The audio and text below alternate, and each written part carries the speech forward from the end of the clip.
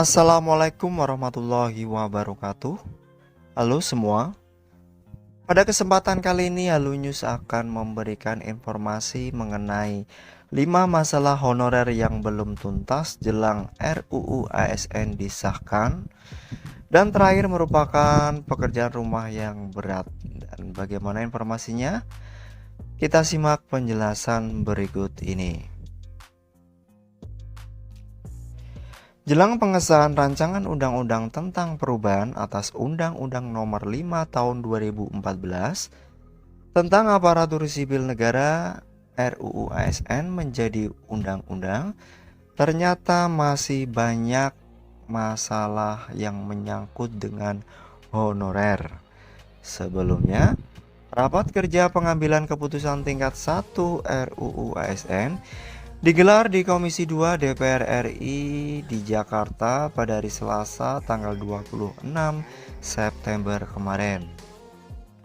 Selanjutnya, RUU ASN akan dibawa ke rapat paripurna DPR RI untuk disahkan menjadi undang-undang, ditargetkan sebelum tanggal 3 Oktober tahun 2023. Ketentuan di RUU ASN menyebutkan penataan honorer harus sudah kelar paling lambat di bulan Desember tahun 2024.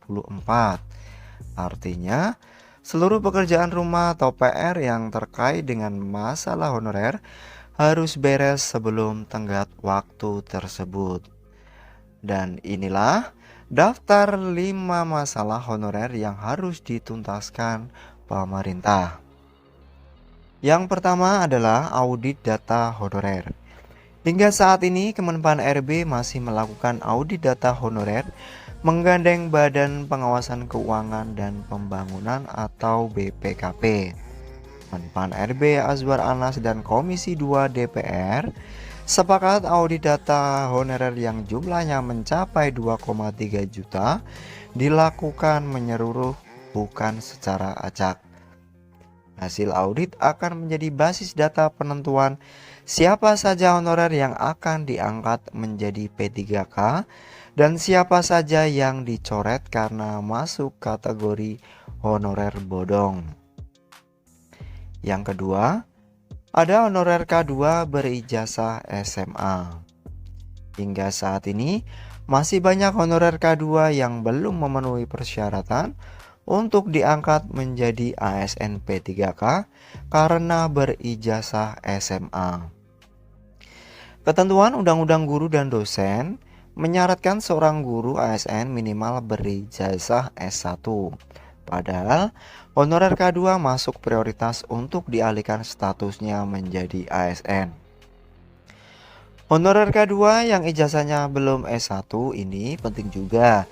Honorer K2 yang ijazahnya belum S1 banyak banget, ujar juru bicara fraksi PKB Muhammad Toha saat menyampaikan pandangan mini fraksi pada rapat kerja pengambilan keputusan tingkat 1 RUU ASN yang digelar di Komisi 2 DPR RI Jakarta Selasa kemarin.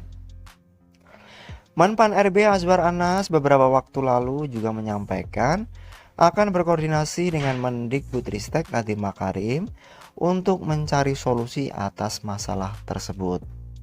Kemudian masalah yang nomor 3, lulus seleksi CPNS 2013 belum menerima SK. Muhammad Toha juga menyebutkan sejumlah kasus terkait nasib honorer yang menjadi PR pemerintah untuk segera diselesaikan. Perlu kepastian soal yang lulus seleksi CASN tahun 2013 tetapi belum menerima SK hingga saat ini, kata Toha.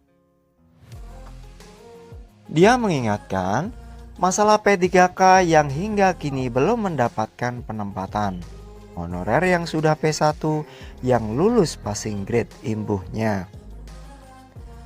Pada kesempatan tersebut, Toha juga meminta Menteri Anas memberi perhatian kepada tenaga pemadam kebakaran yang berstatus honorer, operator di Pemda, perawat, bidan, apoteker, dan tenaga keamanan, serta tenaga kebersihan, sopir, penjaga masjid, di kantor-kantor pemerintah, tukang kebun, dan masih banyak lagi.